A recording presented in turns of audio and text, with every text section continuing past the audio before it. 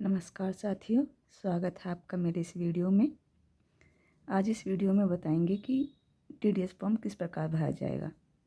ये TDS form BPSC से TRE 1, 2, 3 और विशिष्ट सभी के लिए हैं। किस प्रकार भरा जाएगा देखते हैं। इसके लिए सबसे पहले एचआरएम पोर्टल पर जाके अपना सैलरी स्लिप निकालेंगे, उसके अनुसार ये भरा जाएगा। तो सबसे पहले हम क्या करेंगे, इसमें हमारा सैलरी स्लिप में मार्च से लेके जनवरी तक का सैलरी स्लिप में हमारा दिया हुआ है। फरवरी का भी सैलरी किसी का आया नहीं है, लेकिन जो जनवरी में सैलरी आया है वही फरवरी में भी लिखा जाएगा। तो पहले क्या करना है, मार्च में आपका जो मूल वेतन है 25,000 वो लिखा जाएगा। महंगाई भत्ता, मकान किराया भत्ता, चिकित्सा भत्ता, फिर कुल योग और जो सीपीएफ में कटा है वो, और ग्रुप बीमा अंशदान कटा है वो, फिर इनका कटौतियों का योग, फिर शुद्ध आय जो मिला है वो लिखा जाएगा। ये सभी हमको सैलरी स्लिप में मिल जाएगा। फिर अप्रैल में भी ऐसे ही, मई में भी, जून में ही। फिर जुलाई में बढ़ा है बीपीएस टीआरई 1 का 1 to 5 में, जुलाई में तो वो बढ़ा हुआ लिखेंगे हम। अगस्त में भी, सितंबर में, अक्टूबर में, नवंबर में। फिर दिसंबर में बढ़ कर के आया है 26,520। जनवरी में, फरवरी का भी सेम वैसे ही लिख देंगे। ये लिखने के बाद समय वही लिखा जाएगा जैसे यहाँ पर लिखा हुआ है। उसके बाद एरियर किसी का आया है तो अपना एरियर लिख लेंगे, नहीं आया है तो एरियर नहीं लिखेंगे। पूरा सैलरी स्लिप से ही हमको उतारना है। सैलरी स्लिप में हम लोग का टोटल जो है, इसमें जो मूल वेतन का टोटल जनवरी तक का दिया होगा, उसमें क्या करना है, उसमें जनवरी का मूल वेतन भी उसमें ऐड कर देना है। उस टोटल को यहाँ लिख लेना है। एरियर है तो एरियर को भी ऐड कर देना है। यहाँ तक का ऐड सैलरी स्लिप में सभी का होगा, जनवरी वेतन का। बस क्या करना है, फरवरी का जो वेतन है उसको ऐड कर देना है सभी में। यानी कि इस सभी का टोटल मूल वेतन का यहाँ पर, महंगाई भत्ता का मूल टोटल यहाँ, मकान किराया का टोटल यहाँ, चिकित्सा भत्ता का टोटल, फिर आय का कुल योग, इस सब का भी पूरा टोटल कर देंगे। एरियर है तो एरियर लिखा हुआ है। फिर सीपीएफ में जो कटा होगा वो भी जितना कटा है, इस सब का टोटल यहाँ करेंगे। ग्रुप बीमा का टोटल, फिर पेशा कर, और ये पेशा कर जो है ये हमारा कटौती का जो योग है इसमें ऐड हो गया हुआ है, देखिए। फिर इस सब का भी हम योग करेंगे, फिर शुद्ध आय का भी योग करेंगे। ये पूरा होने के बाद अब आते हैं इस फॉर्म पर, आयकर की अनुसूची।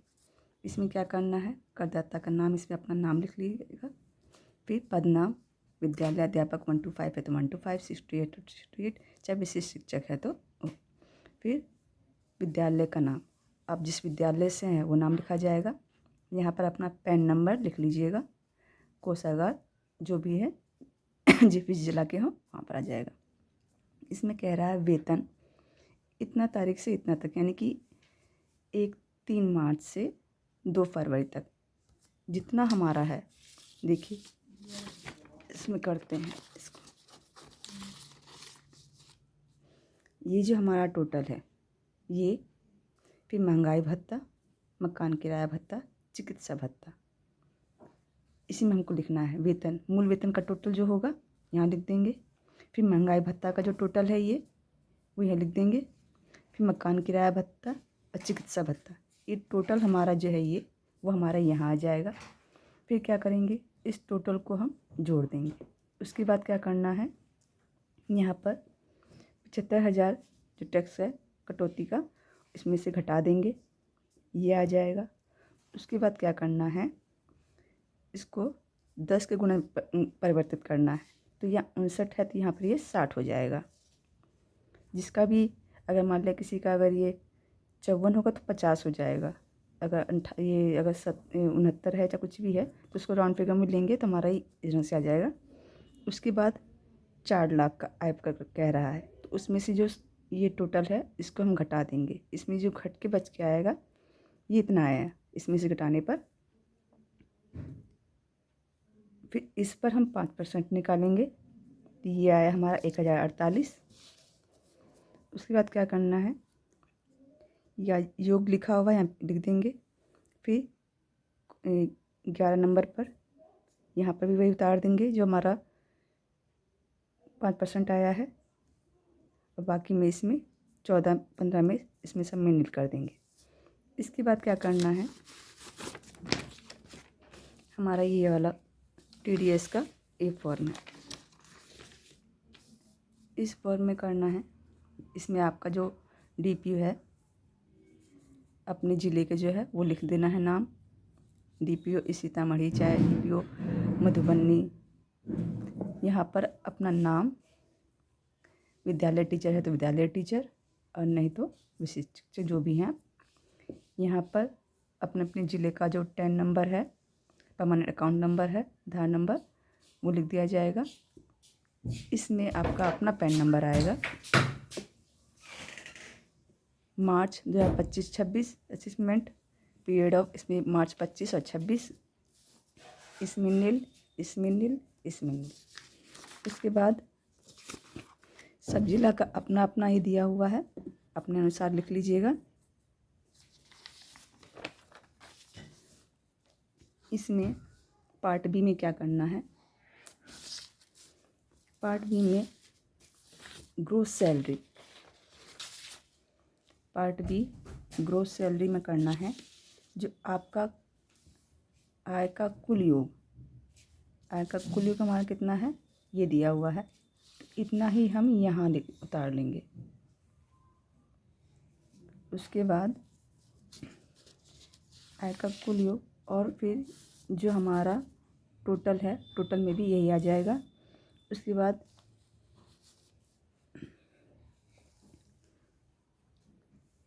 Number 3, total amount salary receive from current employ, इसमें भी जो हमारा जो टोटल ऊपर था इस टोटल को हम यहाँ लिख लेंगे। उसके बाद 75,000 इसमें से लेस करना है, इसमें से हम लेस करेंगे तो हमारा ये आ जाएगा। नंबर 7 में हमको वही 6 में वही लिख देना है,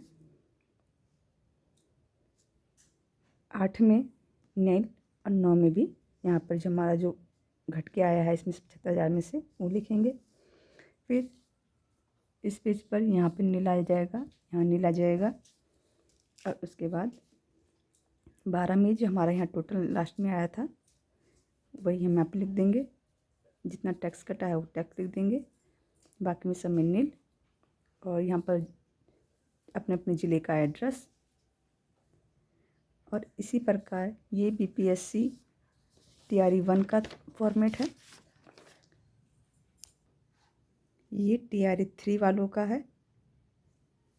मार्च में उनका सैलरी 13,710 था, जून में 25, जुलाई में 25, अगस्त में 25, सितंबर में, अक्टूबर में, नवंबर, दिसंबर, फिर जनवरी में उनका बढ़ा है 25,750। सेम वही प्रोसेस है, बस सैलरी स्लिप के अनुसार ही सबका बनेगा। उसके बाद ये देख सकते हैं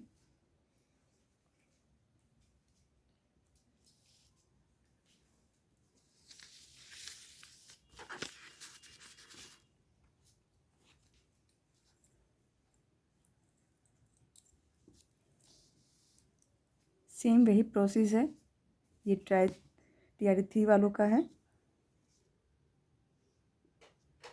सेम उसी प्रोसेस से बना है। धन्यवाद। आपको वीडियो कैसा लगा कमेंट में ज़रूर बताइएगा।